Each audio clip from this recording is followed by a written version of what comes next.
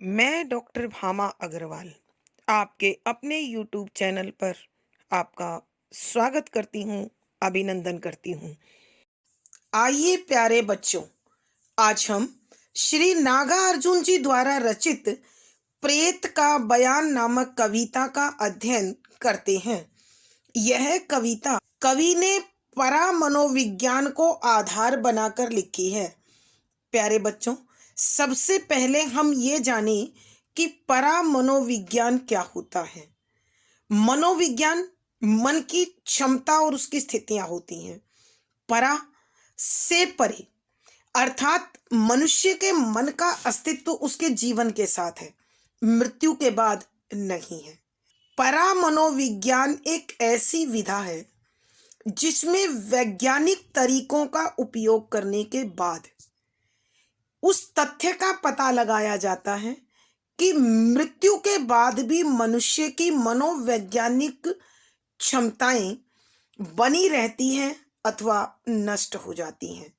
तो यहाँ कवि ने एक अध्यापक के प्रेत के माध्यम से यह स्पष्ट करने की कोशिश की है कि स्वतंत्र भारत का अध्यापक, जो राष्ट्र निर्माता कहा जाता है, भविष्य के निर्माण का दायित्व जिसके कंधों पर होता है, उसका स्वयं का वर्तमान और भविष्य दोनों ही चौपट होते हैं, अर्थात दोनों सुरक्षित नहीं होते हैं।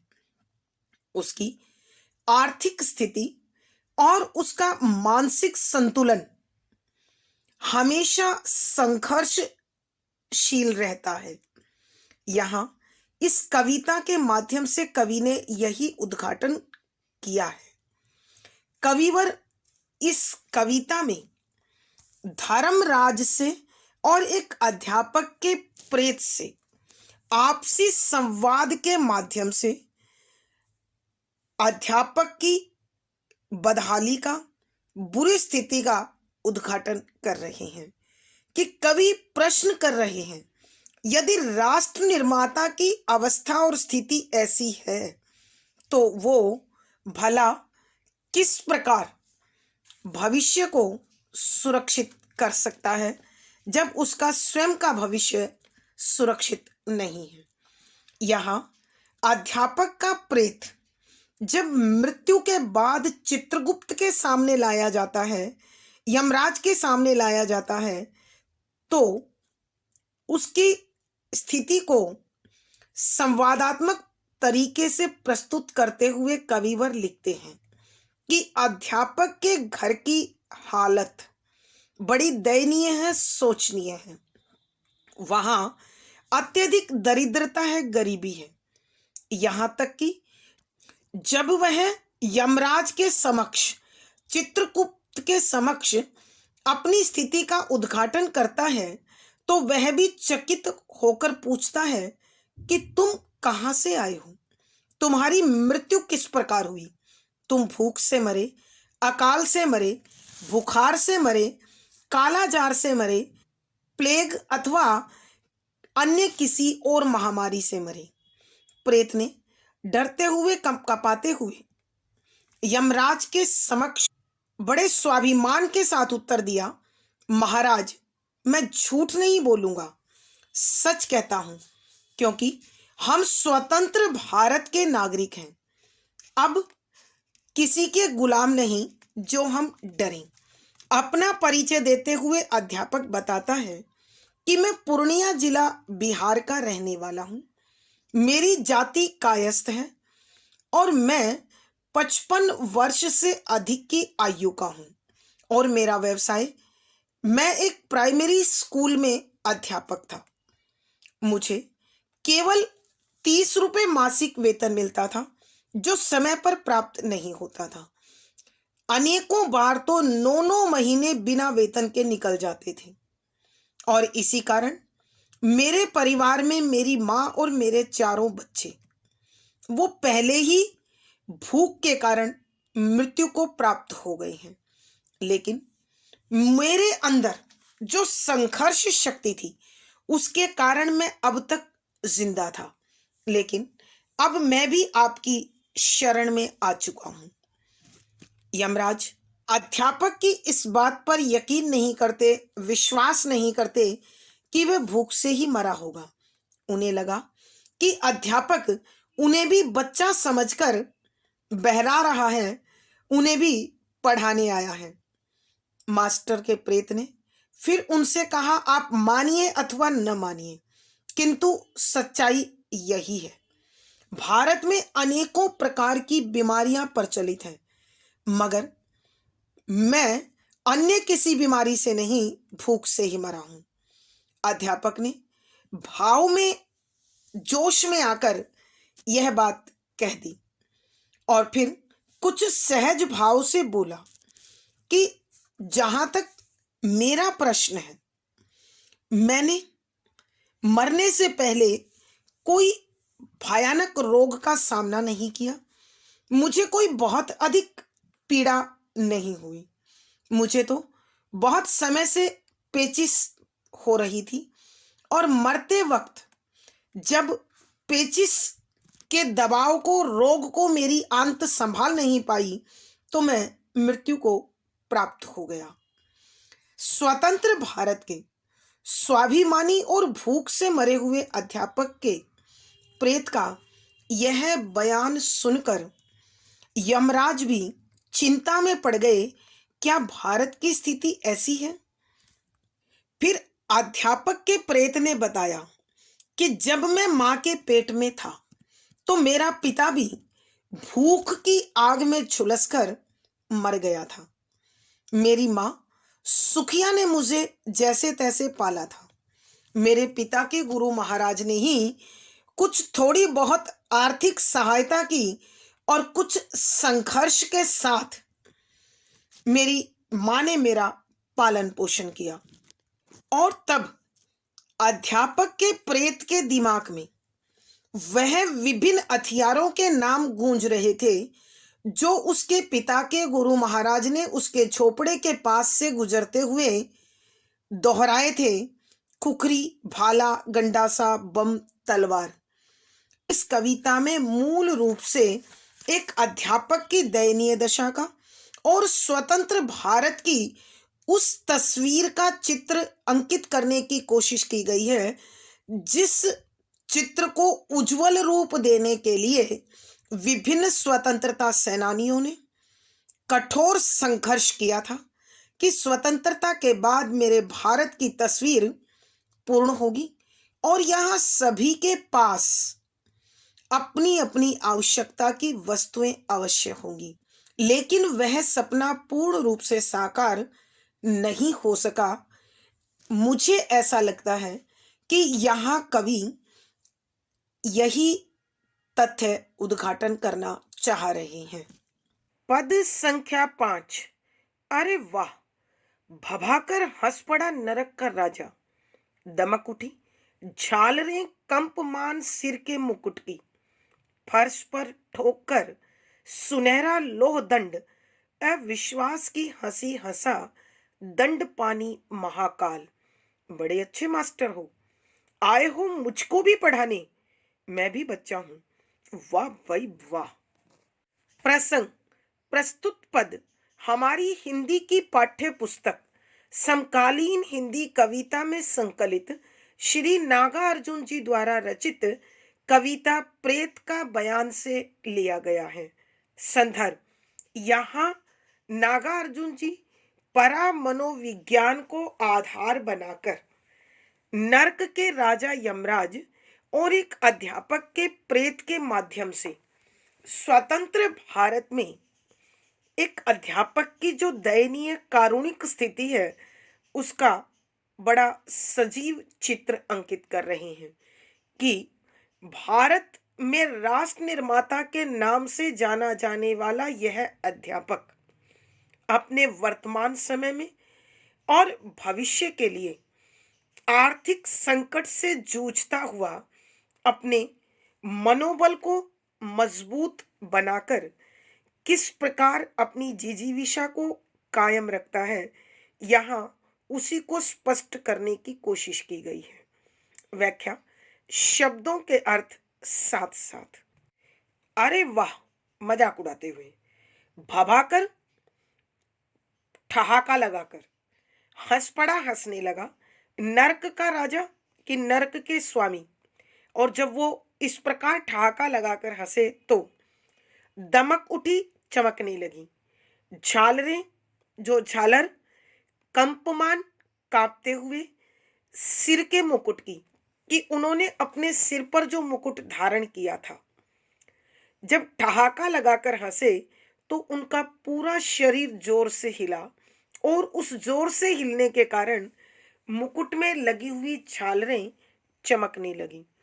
फर्श पर ठोककर सुनहरा लोहदंड, फर्श जमीन, ठोककर जोर से मारकर सुनहरा, सोने के रंग वाला लोहदंड, सजा देने वाला दंडा। अविश्वास जिसका भरोसा न किया जा सके।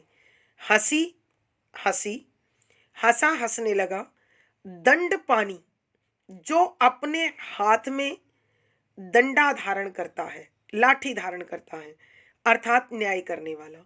महाकाल यमराज, बड़े अच्छे मास्टर हो, कि बहुत चालाक मास्टर हो, और मुझे भी आए हो मुझको भी पढ़ाने, और मुझे भी पढ़ाने लग गए हो, बहलाने लग गए हो। मैं भी बच्चा हूं, क्या तुम्हें मैं बच्चा नजर आता हूं? वाह भाई वाह, क्या कहने मास्टर तुम्हारे। यहां कविवर नागार्जुन जी बता रहे हैं कि जब यमराज ने अध्यापक के प्रेत से उसकी मृत्यु का कारण पूछा, तो अध्यापक ने बताया कि मेरी 30 रुपए मासिक वेतन वाली प्राइमरी स्कूल की नौकरी में भी प्रति माह मुझे वेतन नहीं मिलता था। अतः मेरी इस आर्थिक दशा के कारण मेरी धरती, मेरी माता और मेरे चारों बच्चे मेरे हाथ से निकल चुके, और माँ व बच्चों की मृत्यु हो चुकी है। लेकिन मैं भूख से नहीं मरा हूं, क्योंकि मुझे भूख महसूस ही नहीं हुई। मेरे पूर्वजों ने जो आत्मविश्वास, जो मनोबल मुझे सौंपा था, उसके कारण मैं आज तक जिंदा था, मेरे प्राण अटके हुए थे। कि जब यमराज ने प्रेत से इस प्रकार के उत्तर को प्राप्त किया, तो वह अविश्वास की हंसी हंसने लगा, ठहाका मारकर कहने लगा, अरे वाह, कि वाह अध्यापक, क्या कहने। भबाकर हंस पड़ा नरक का राजा, कि नरक का महाराज यमराज ठहाका लगाकर जोर से हंसने लगा। और जब वह इस प्रकार ठहाका लगाने लगा, दमक उठी झालरे कंपमान सिर के मुकुट की, कि उसके कांपते हुए सिर के मुकुट की चमकती हुई झालरें चमकने लगी, दमकने लगी। और फर्श पर ठोककर सुनहरा लोहदंड, कि उसने अपने हाथ में लोहे वाला डंडा पकड़ रखा था, न्याय करने वाला डंडा पकड़ रखा था, उसे जोर से जमीन पर मारा।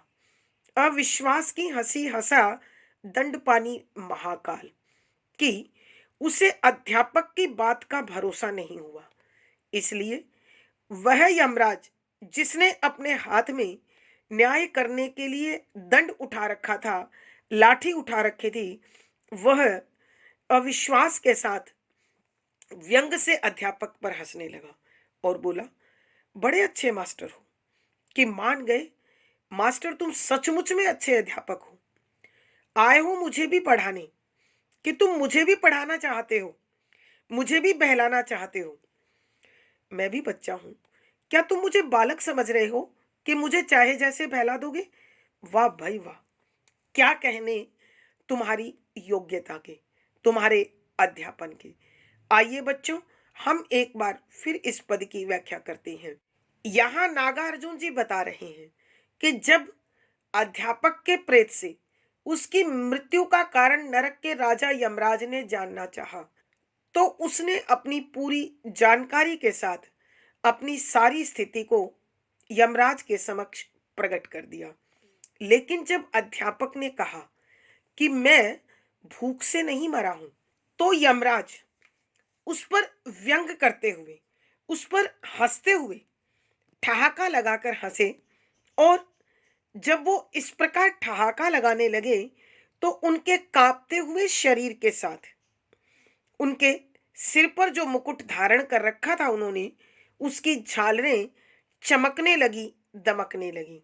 फर्श पर ठोक कर सुनहरा लोदंड कि यमराज ने अपना सुनहरा लोदंड जमीन पर जोर से दे मारा। अविश्वास की हंसी हंसा दंडपानी महाकाल कि जिस यमराज के हाथ में लोहे का दंड था, अर्थात जिसने लाठी धारण कर रखी थी, जो न्याय का अधिपति था, वह अविश्वास की हंसी के साथ हंसने लगा और अध्यापक के प्रेत से कहने लगा, बड़े अच्छे मास्टर हो, कि वाह क्या कहने, तुम बिल्कुल योग्य अध्यापक हो, आए हो मुझको भी पढ़ाने, कि तुम मुझे भी पढ़ाना चाहते हो। मैं भी बच्चा हूं, क्या तुम मुझे भी बालक समझ रहे हो? वाह भाई वाह, कि मुझे ही बहला रहे हो, बता रहे हो कि तुम भूख से नहीं मरे हो, और तुम भूखे रहने के बाद भी तुम कुछ दिन जीवित रहे और फिर यमराज की शरण में आए। भावार्थ, कवि के कहने का भाव यह है कि यमराज अध्यापक की बात का भरोसा नहीं करते हैं और उस पर व्यंग से हंसते हैं। विशेष यहाँ बिहार के अध्यापकों की दयनीय दशा का उद्घाटन हुआ है। सरल सहज साहित्यिक खड़ी बोली का प्रयोग है, व्यंजना शब्द शक्ति है, करुण रस प्रसाद गुण है, मुक्तक छंद गे शैली और संगीतात्मकता बनी हुई है। यहाँ संबोधन, अनुप्रास, कारण आदि अलंकारों का सुंदर सटीक प्रयोग हुआ है। पद संख्या 6, तो तुम भूख से नहीं मरे, हद से ज्यादा डालकर जोर, होकर कठोर, प्रेत फिर बोला। अचरज की बात है, यकीन नहीं करते आप क्यों मेरा? कीजिए न, कीजिए न आप चाहे विश्वास, साक्षी है धरती, साक्षी है आकाश, और और और और और भले नाना प्रकार की व्याधियां हो भारत में, किंतु प्रसंग पूर्ववत संदर्भ कि यहाँ पर कवि नागार्जुन जी परा मनोविज्ञान को आधार बनाकर एक अध्यापक के प्रेत और यमराज के माध्यम से स्वतंत्र भारत के अध्यापक की दयनीय और कारुणिक दशा को स्पष्ट करते हैं। वो बता रहे हैं कि किस प्रकार आर्थिक समस्याओं से जूझता हुआ अध्यापक अपने उच्च मनोबल के आधार पर संघर्षमय जीवन यापन करता है और अक्सर उसको अपनी इसी संघर्ष शक्ति के साथ साथ बहुत कुछ सहन करना पड़ता है। यहाँ जब अध्यापक का पूरा परिवार भूख के भेंट चढ़ गया और स्वयं अध्यापक की मृत्यु भी उसी के कारण होती है, तो भी वो अपने स्वाभिमान के साथ अपने सम्मान की रक्षा करते हुए अपनी मृत्यु को भूख का परिणाम नहीं मानता है। और उसकी इसी बात पर यमराज, जो नरक के अधिपति हैं, और चित्रगुप्त सुनकर हैरान रह जाते हैं। यहाँ उसी समय का वर्णन किया गया है। व्याख्या शब्दों के अर्थ साथ साथ, तो तुम भूख से नहीं मरे, कि यमराज उस पर व्यंग करते हुए कहने लगे, इसका मतलब यह है कि तुम्हारी मृत्यु भूख से नहीं हुई। हद, बहुत ज्यादा, हद से ज्यादा यानी अत्यधिक, डालकर जोर कि दबाव बनाते हुए, होकर कठोर कि अत्यधिक सखत, प्रेत फिर बोला, कि अध्यापक का प्रेत फिर कहने लगा। अचरज की बात है, कि हैरानी की बात है महाराज, यकीन नहीं करते आप क्यों मेरा, कि आप मुझ पर भरोसा क्यों नहीं करते? मुझ पर तो सभी विश्वास करते हैं। कीजिए न कीजिए आप चाहे विश्वास, कि आप मेरा भरोसा करो या ना करो।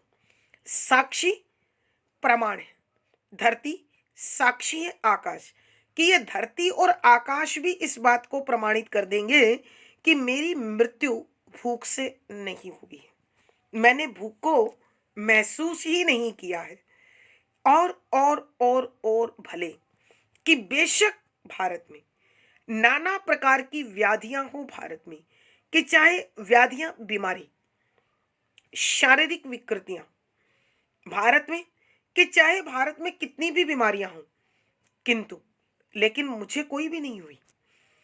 यहाँ कवि नागार्जुन जी बता रहे हैं कि अध्यापक का प्रेत यमराज के इस बात को सुनकर कि तुम्हारी मृत्यु भूख से नहीं हुई, और अपने दिमाग पर जोर डालकर और अंत में सत्य के निकट पहुंचकर शक्ति के साथ वह अध्यापक का प्रेत यमराज से कहने लगा कि हे नरक के स्वामी, हे यमराज, हैरान हूं मैं कि आप मेरी बात का भरोसा क्यों नहीं करते हैं। यकीन नहीं करते आप क्यों मेरा, कि मैं एक अध्यापक हूं, मैं झूठ नहीं बोलता हूं और मेरी बात का सभी विश्वास करते हैं। आप क्यों नहीं करते हैं? कीजिए न कीजिए आप चाहे विश्वास, कि बेशक आप मेरी बात का भरोसा न करें, लेकिन सत्य यही है कि मैं भूख से नहीं मरा हूं। साक्षी है धरती, साक्षी है आकाश, कि धरती और आकाश दोनों इस बात का प्रमाण है कि मेरी मृत्यु भूख से नहीं हुई है। और फिर नाना प्रकार की अनेक तरह की व्याधियां हो भारत में, कि भारत में चाहे कितनी भी प्रकार की बीमारियां क्यों ना फैली हुई हों, लेकिन परंतु मेरी मृत्यु किसी भी महामारी से अथवा किसी बीमारी से नहीं हुई है। मैं अपनी मौत मरा हूं। आइए बच्चों, एक बार फिर इस पद की व्याख्या करते हैं। यहाँ कविवर नागार्जुन जी बताते हैं कि जब अध्यापक की बात को यमराज ने सुना कि उसकी मृत्यु भूख से नहीं हुई, तो यमराज को यकीन नहीं हुआ और वो दोबारा कहने लगी, इसका मतलब यह है कि तुम भूख से नहीं मरे। अध्यापक ने फिर अपने मन मस्तिष्क पर, अपने दिमाग पर जोर डाला और सीमा से अधिक गहराई तक सोचने के बाद अत्यंत मजबूती के साथ अध्यापक का प्रेत कहने लगा कि हे महाराज, बड़ी हैरानी की बात है, आप मेरी बात का भरोसा नहीं करते। मैं एक अध्यापक हूं, मैं झूठ नहीं बोलता हूं, मेरी बात का सभी भरोसा करते हैं, लेकिन आप विश्वास नहीं करते। कीजिए न कीजिए आप चाहे विश्वास, कि आप चाहे भरोसा करें अथवा न करें, सच यही है। साक्षी है धरती, साक्षी है आकाश, कि मेरी इस बात का धरती और आकाश दोनों सबूत हैं। और फिर भारत में चाहे कितनी भी प्रकार की बीमारियां क्यों ना हो, लेकिन मेरी मृत्यु न भूख से हुई है और न ही किसी विशेष प्रकार की बीमारी या महामारी से हुई है। भावार्थ के कहने का भाव यह है कि अध्यापक अपने मनोबल और सम्मान के साथ जीवन जीता हुआ अक्सर जीवन की कमियों को चुनौती के रूप में ग्रहण करते हैं। विशेष यहाँ स्वतंत्र भारत के अध्यापक की दयनीय दशा का उद्घाटन है। सरल सहज साहित्यिक खड़ी बोली का प्रयोग है, व्यंजना शब्द शक्ति है, करुण रस प्रसाद गुण है, मुक्तक छंद गेय शैली और संगीतात्मकता बनी हुई है। यहाँ पर संबोधन, अनुप्रास, उल्लेख, पुनरुक्ति, प्रकाश आदि अलंकारों का सुंदर सटीक प्रयोग हुआ है। पद संख्या 7, उठाकर दोनों बाह किटकिट करने लगा प्रेत, किंतु भूख या क्षुधा नाम हो जिसका, ऐसी किसी व्याधि का पता नहीं हमको। सावधान महाराज, नाम नहीं लीजिएगा हमारे समक्ष फिर कभी भूख का। निकल गया भाव आवेश का। तदंतर शांत स्तिमित स्वर में प्रेत बोला। प्रसंग पूर्ववत संदर्भ, यहाँ कविवर नागार्जुन जी परा मनोविज्ञान को आधार बनाकर एक अध्यापक के प्रेत और यमराज के माध्यम से स्वतंत्र भारत के अध्यापक की कारुणिक दयनीय दशा का उद्घाटन किया है। वो बताना चाहते हैं कि किस प्रकार एक अध्यापक आर्थिक संकट से जूझता हुआ अपने उच्च मनोबल के साथ संघर्षमय जीवन जीता है और जीवन भर आदर्श का पाठ पढ़ाता रहता है। वह अपने अभावग्रस्त जीवन की भी शिकायत नहीं करता है। यहाँ जब अध्यापक मृत्यु के बाद यमराज के समक्ष पहुंचते हैं और यमराज उनसे मृत्यु का कारण पूछते हैं, तो वह इस मृत्यु को भूख का परिणाम नहीं बताते हैं। अतः यमराज हैरान होकर अविश्वास के साथ उसका मजाक उड़ाते हैं। उसके बाद जो अध्यापक के प्रेत ने यमराज को उत्तर दिया, यहाँ उसी का वर्णन किया गया है।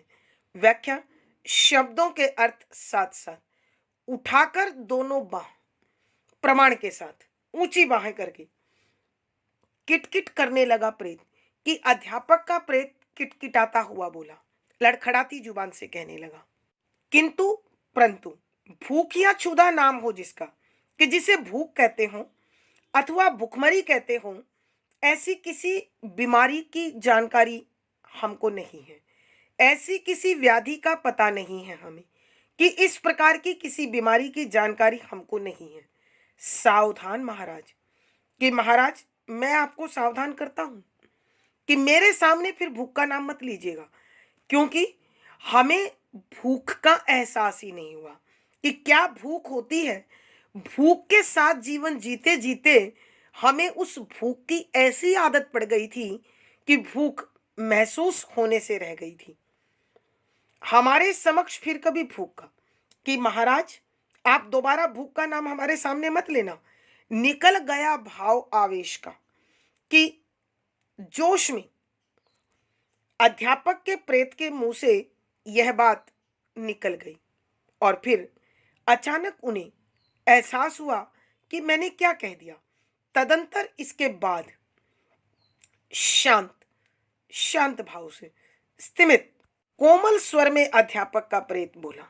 यहां कविवर नागार्जुन जी अध्यापक के प्रेत और यमराज की बातचीत का बड़ा सजीव चित्र प्रस्तुत करते हुए, चित्र खींचते हुए लिखते हैं कि जब यमराज ने अध्यापक के प्रेत से पूछा तो तुम्हारी मृत्यु भूख से नहीं हुई, तब अध्यापक का प्रेत कहने लगा कि हे नरक के अधिपति, आप मेरा भरोसा करें अथवा न करें, लेकिन मेरी मृत्यु भूख से नहीं हुई है। और फिर भारत में चाहे कितनी भी प्रकार की बीमारियां क्यों ना हो, लेकिन मुझे किसी भी बीमारी ने अपनी चपेट में नहीं लिया और मेरी मृत्यु उससे नहीं हुई।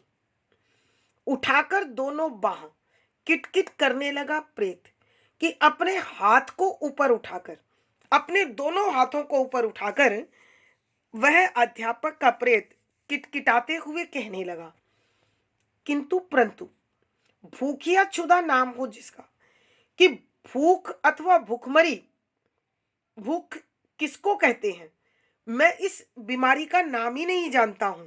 ऐसी किसी व्याधि का पता नहीं है हमको, कि हमने कभी ऐसी बीमारी का नाम नहीं सुना। अर्थात यहाँ कवि व्यंग कर रहे हैं कि जो हमेशा भूखा रहा है, जिसने जीवन भर अपने पेट को काटा है, वो भला भूख को बीमारी कैसे मानेगा। वो एक जीवन का आवश्यक हिस्सा बन जाता है।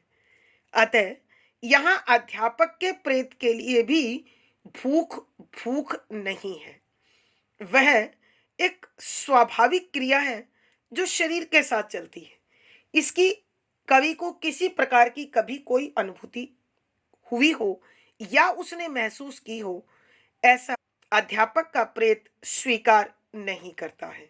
यहाँ अध्यापक का प्रेत जीवन भर भूख को इस प्रकार झेल चुके होते हैं कि उन्हें न तो भूख एक समस्या लगती है और न ही भूख बीमारी लगती है।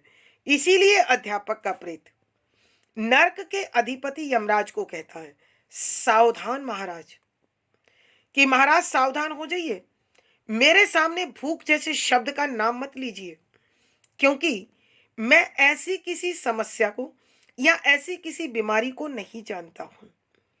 निकल गया भाव आवेश का कि अध्यापक के प्रेत ने यह बात जोश जोश में कह दी, यह बात आवेश में कह दी। तदंतर उसके बाद उसे एहसास हुआ कि मैं किससे बात कर रहा हूं। शांत स्तिमित स्वर में प्रेत बोला कि उसके बाद अध्यापक का प्रेत अत्यंत शांत भाव के साथ कोमल भाव से कहने लगा। आइए बच्चों, हम एक बार फिर इस पद की व्याख्या करते हैं। यहाँ कविवर नागार्जुन जी बता रहे हैं कि जब अध्यापक की मृत्यु भूख से हो जाती है तो नरक के अधिपति यमराज और अध्यापक के प्रेत के बीच संवाद होता है, और अध्यापक जब कहता है कि मेरी मृत्यु भूख से नहीं हुई तो यमराज उस पर व्यंग से हंसते हैं, और अध्यापक का प्रेत अपनी बात पर जोर देते हुए कि मेरी मृत्यु भूख से नहीं हुई है, तो वह कहता है कि उठाकर दोनों बाहें किटकिट करने लगा प्रेत, कि अध्यापक का प्रेत अपने दोनों हाथों को ऊपर उठाकर प्रमाण के साथ किटकिटाते हुए कहने लगा कि किंतु महाराज, भारत में बेशक लाखों तरह की बीमारियां हों, भूख हो, लेकिन मैं न किसी बीमारी की चपेट में आया हूं और न ही भूख से मरा हूं। परंतु महाराज ध्यान रहे, भूख या क्षुधा नाम हो जिसका, ऐसी किसी व्याधि का पता नहीं है हमको, कि जिसे लोग भूख कहते हैं, जिसे लोग क्षुधा कहते हैं, ऐसी किसी बीमारी को मैं नहीं जानता हूं। अर्थात यहाँ कवि एक अध्यापक की स्थिति को स्पष्ट करते हुए कहते हैं, व्यंग कर रहे हैं कि अध्यापक को जीवन भर भूख के जो संघर्ष करना पड़ता है, इसलिए उसे भूख भूख नहीं लगती है। वो उसे न एक समस्या मानता है, न एक बीमारी मानता है, वह उसे अपने जीवन का अभिन्न हिस्सा स्वीकार करता है। अतः उसे भूख समस्या महसूस नहीं होती है। इसीलिए अध्यापक का प्रेत यमराज से कहता है, सावधान महाराज, नाम नहीं लीजिएगा, कि हे नरक के अधिपति यमराज, सावधान हो जाइए, मेरे सामने भूख शब्द का नाम ना लीजिए, क्योंकि मैंने आज तक कभी इस नाम की किसी बीमारी के बारे में सुना ही नहीं है।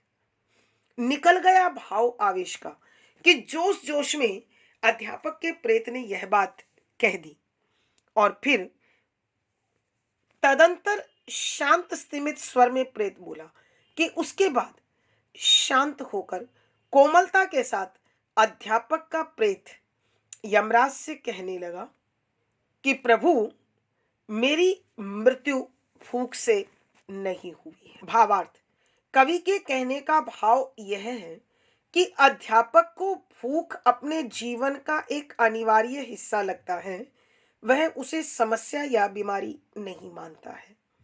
विशेष यहाँ स्वतंत्र भारत में अध्यापक की दयनीय और कारुणिक स्थिति का वर्णन किया गया है। सरल सहज साहित्यिक खड़ी बोली का प्रयोग है, व्यंजना शब्द शक्ति है, करुण रस प्रसाद गुण है, मुक्तक छंद गे शैली और संगीतात्मकता बनी हुई है। यहाँ अनुप्रास, संबोधन, पदमैत्री, पुनरुक्ति, प्रकाश आदि अलंकारों का सुंदर सटीक प्रयोग हुआ है। आज की कक्षा में प्यारे बच्चों इतना ही। अगली वीडियो में फिर मुलाकात होगी। आशा है पढ़ा गया विषय आपको समझ में आया है। अपने भाव व विचार कमेंट बॉक्स में लिखें। वीडियो को लाइक करें, शेयर करें और चैनल सब्सक्राइब करें। आपका दिन और जीवन मंगलमय हो, इसी शुभकामना के साथ आभार, धन्यवाद।